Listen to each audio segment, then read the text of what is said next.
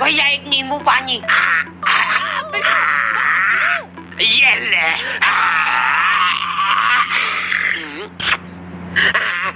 बाबलू बाबलू बाबलू बाबलू बाबलू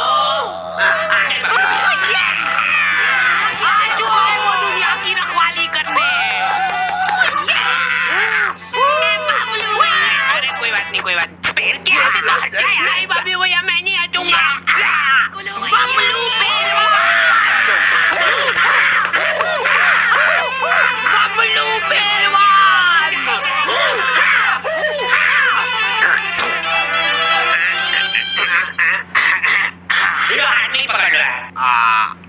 तो हमारा चुनाव चिन्ह है। अरे जल्दी खोलो यार।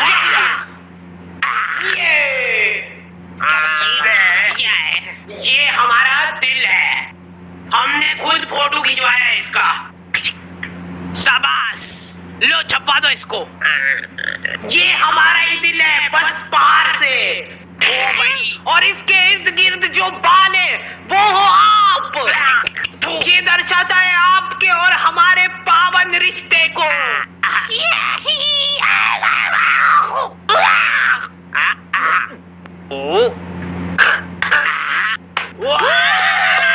बाबलू पहलवान। ये बाबलू भैया ही जीतेंगे।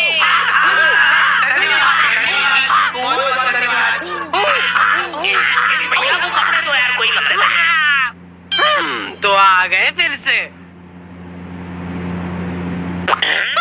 गर्मियों में कुछ लोगों को कूलर नसीब होता है और कुछ लोगों को बेकार कूलर नसीब होता है। हमारे पास एक प्राचीन कूलर था जो कि इनको दहेज में मिला था। तब से ही लीक हो रहा है वो। टप टप टप टप टप टप टप। वहीं पे कुछ लोगों को अच्छा कूलर तो नसीब हो रहा था लेकिन फिर भी वो सो नहीं पा रहे थे। अब आ रही है थोड़ा थोड़ा ऊपर। अब इन सभी को ऐसा लग रहा है कि सामने वाले के पास ज्यादा हवा जा रही है।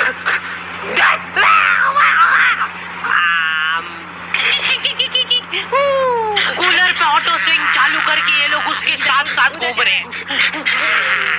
रात भर ऐसे ही भगते फिर रहे ये लोग तकिए ले लेके। हमारे साथ ये प्रॉब्लम नहीं थी क्योंकि हमारे पास ये ऑप्शन ही नहीं था। आगे का पूरा फड़का उड़ा हुआ था हमारे कूलर का। आज तक हम लोगों ने उसकी फुल स्पीड नहीं देखी है क्योंकि पहली स्पीड में वो भागो भागो। हमको ऐसा लगता था कि फुल स्पीड में चालू कर दिया ना तो हमारे सोने के बाद उड़ के बाहर चला जाएगा वो।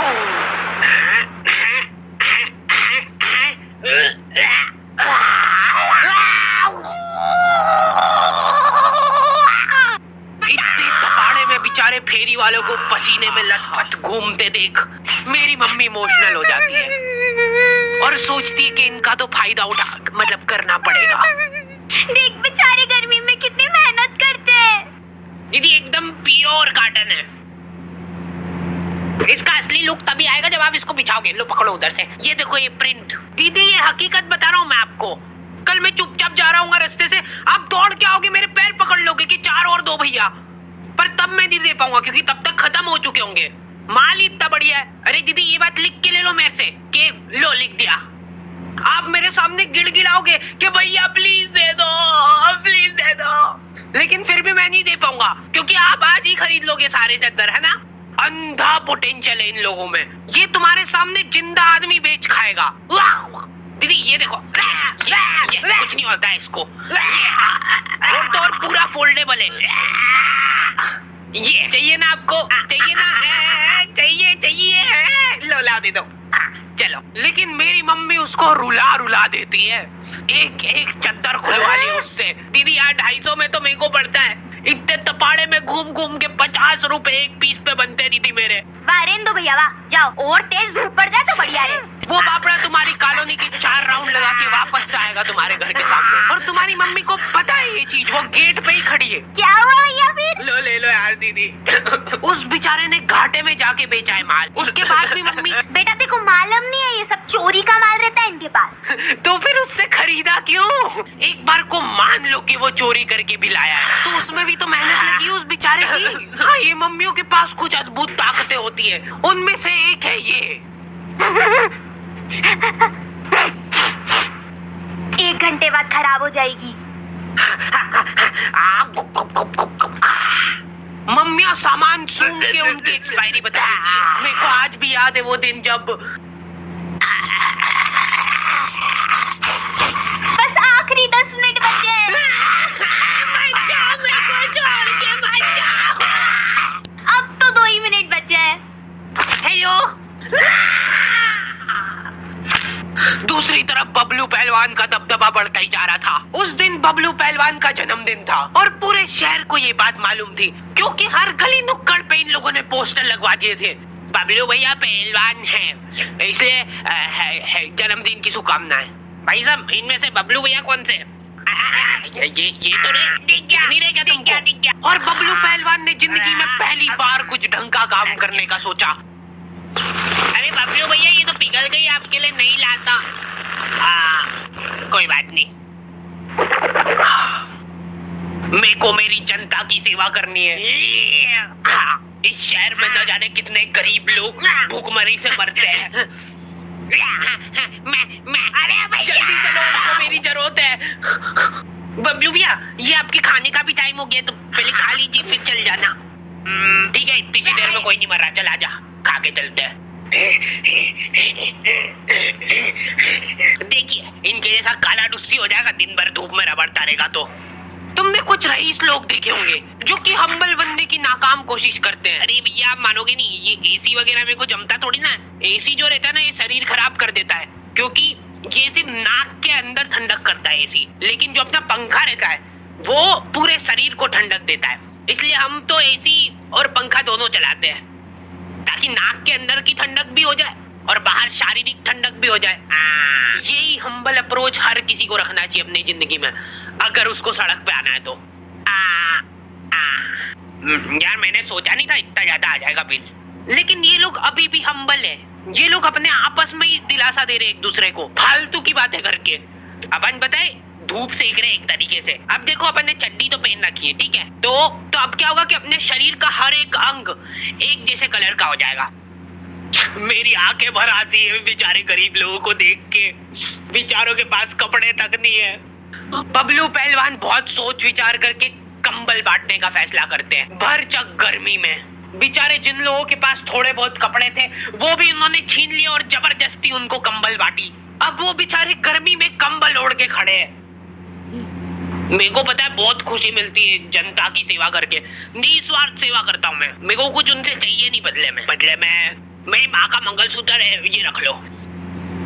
भाइयों, ये देखो, बेटी पे KTM है, और उससे भी ज्यादा प्राउड की बात यह है कि माँ का मंगलसूत्र गिरवी रख के दिए मैंने।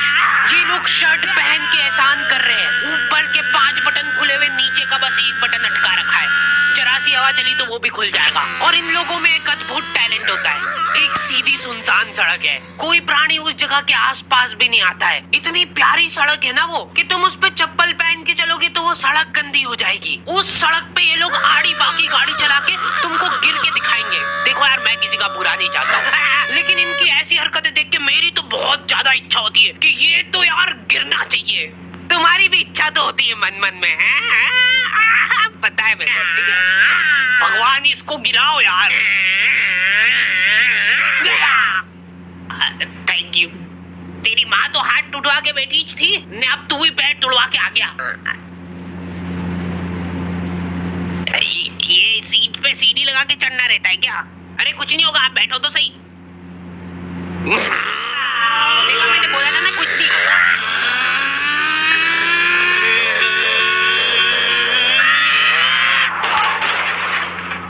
अरे यार, कैसे चलाते? एक तो ये लोगों को गाड़ी चलाना, देख के चलाना भैया। दीदी आप रहो, जा रहा हूँ मैं मेरे दोस्तों के साथ घूमने। और सुनो ध्यान से, तेरे हाथ नहीं है और तेरे पैर नहीं है, तो अब तुम दो एक दूसरे का सहारा हो, ठीक है? चलो टाटा। जल्दी यार, टाइम हो गया है। चलो ठीक है, पैकिंग तो हो गई है। गर्मी में लेडीजों का एक माफिया ग्रुप होता है, पूरा शरीर, हाथ, मुंह, पैर सब ढक लेंगे ये लोग। उसके बाद मुंह से बड़ा चश्मा लगा के बैठ के चलाना भैयू। मेरे को कोई आंटी जी सड़क पे आते हुए दिखते तो मैं सड़क ही चेंज कर लेता हूँ, क्योंकि आंटियों के सामने कोई गाड़ी आ जाती है तो उनसे घबराहट में एक्सीलेटर फुल हो जाता है। लेकिन इधर मम्मी को अलग ही टेंशन हो रही थी। चद्दर वाले को ज्यादा बोल दिया यार मैंने। 250 बोला था तो एकदम से मान गया था वो। मतलब माल तो चोरी का ही है। घनश्याम, पापा और धर्मेंद्र निकल चुके थे घर से। इन लोगों ने 4 दिन तक प्लानिंग करी थी और ऐसी जगह चुनी जहाँ पे इनके शहर से भी ज्यादा गर्मी हो। वहाँ पे धूप इतनी तीखी थी कि तुम्हारा पसीना निकल के हाथों हाथ इवेपोरेट हो जाए। ऐसा लग रहा था कि वहाँ के पेड़ों को गर्मी लग रही थी, इसलिए उन सब ने ट्रिम कर लिया है। और दूर दूर तक पानी का नामो निशान नहीं था। ये लोग घर से पानी लेके गए थे, लेकिन इन्होंने फ्रीजर में बॉटल रख दी थी। अब तीनों प्यासे बैठ के उस बर्फ के डल्ले के पिघलने का इंतजार कर रहे हैं। अरे बर्फ लाओ यार जल्दी, उसके बिना इसका मजा कहाँ है। बबलू भैया का जन्मदिन है आज, माहौल बनेगा भैया आज तो।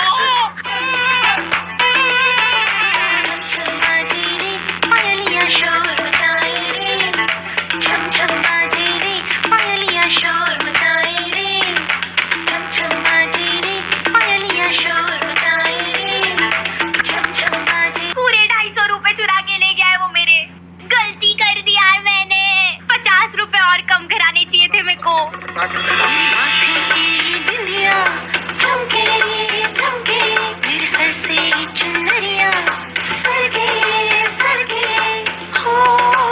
अरे नाचो नाचो यार,